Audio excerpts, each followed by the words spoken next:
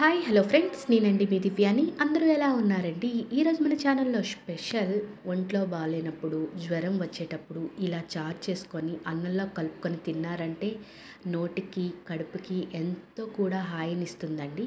చాలా సింపుల్గా పెట్టచ్చు ఈ చారు. అయితే ఈ చారు నేను ఏ విధంగా చేశానో ఒక్కసారి మీకు చూపిస్తాను. వీడియోలోకి వెళ్ళిపోదాం రండి. ముందుగా చారు పెట్టుకోవడానికి ఒక గిన్నె తీసుకొని దానిలో మనం నీళ్ళు అనేవి వేసుకోవాలండి. ఇప్పుడు దీనిలోనే ఒక అర టీ స్పూన్ కారాన్ని వేసుకోండి. అదేవిధంగా ఒక అర టీ స్పూన్ జీలకర్ర పొడి, అర టీ స్పూన్ ధనియాల పొడి, రుచికి సరిపడా ఉప్పు, ఒక జామకాయ సైజ్ అంతా చింతపండు వేసుకోవాలి. అదేవిధంగా వీడియోలో చూపించిన విధంగా ఒక టమాటాని కూడా పండిన టమాటాని వేసుకోవాలి. ఇప్పుడు టమాటా, చింతపండు, మనం వేసే పొడులన్నీ కూడా కలుపుకుంటూ ఇలా వీడియోలో చూపించిన విధంగా దీన్ని మెత్తగా చేసుకుంటూ కలుపుకుంటూ చారు అనేది పెట్టుకోవాలండి. మొత్తం టమాటా, చింతపండు మెత్తగా అయిపోయినంత వరకు మనం దీన్ని చేత్తోనే మెదుపుకుంటూ కలుపుకోవాలి.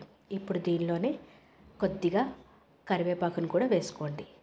దీనిలోనే ఇప్పుడు ఒక అర టీ స్పూను మిరియాల పొడిని కూడా యాడ్ చేసుకోండి.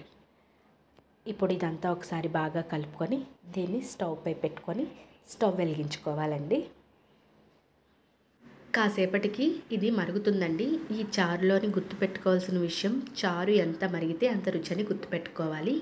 మనము ఈ చారుని ఐ ఫ్లేమ్లోనే 10 నుంచి 15 నిమిషాలు దీన్ని బాగా మరిగించుకోవాలండి. ఇలా మొత్తం పొంగంతా తేలిపోయి ఈ స్టేజ్లోకి వచ్చిందంటే చారు మరిగిపోయినట్లే. ఇప్పుడు మనం ఇందులో వేసిన టమాటా, చింతపండు అన్నిటిని కూడా ఇలా కన్నాల గరిటెతో మొత్తం అన్నీ కూడా తీసేసుకోవాలండి. వీడియోలో చూపించిన విధంగా మొత్తం దీంట్లో ఎటువంటి ఉట్టు లేకుండా తీసేసుకొని దీంట్లో ఇప్పుడు తాలింపు అనేది వేసుకుందాం.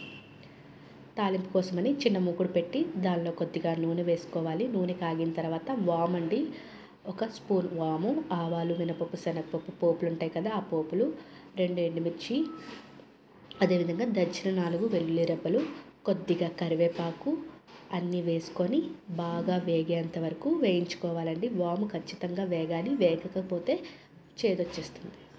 మనం వేసిన పోపులన్నీ కూడా బాగా వేగాయి అన్న తర్వాత ఈ పోపుని మనం చారులో వేసుకోవాలండి. చారులో వేసి దీనిపై ఒక మూత పెట్టుకోండి.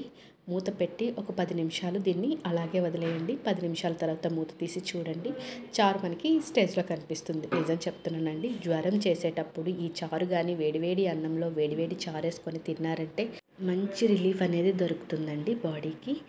అదేవిధంగా ఒక్క జ్వరం వచ్చినప్పుడే కాదండి, చికెన్ ఫ్రై, మటన్ ఫ్రై అలాంటివి ఏమైనా చేసుకున్నప్పుడు ఈ చారు పెట్టుకొని తిన్నారంటే చాలా అంటే చాలా బాగుంటుంది.